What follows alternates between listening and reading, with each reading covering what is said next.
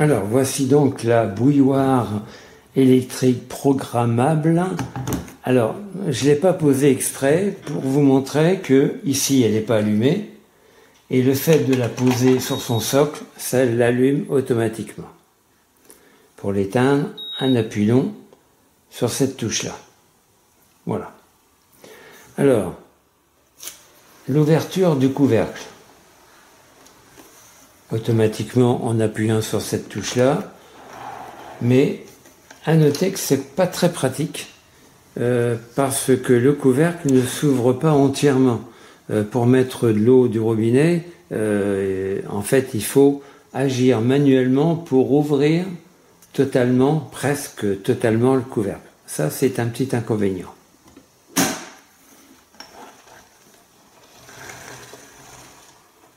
Maintenant, concernant le mode d'emploi.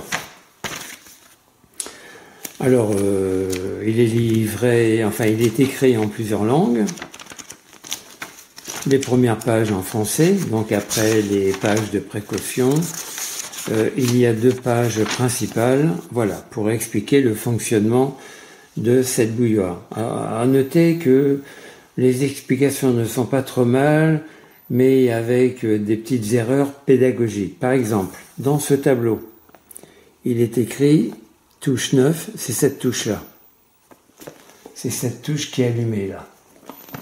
Il est écrit touche d'alimentation. Bon, moi j'ai rajouté marche, arrêt et power parce que dans les explications, soit c'est marqué touche alimentation, bon, très bien, soit c'est marqué touche marche, arrêt, soit c'est marqué touche power. Pourquoi ils n'ont pas indiqué le même nom pour une même touche?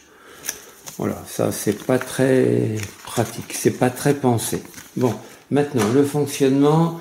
Le mieux c'est que je mette la caméra vraiment en face de ce tableau là. Oui, comme ça on voit mieux. Donc pour l'allumer, un appui court.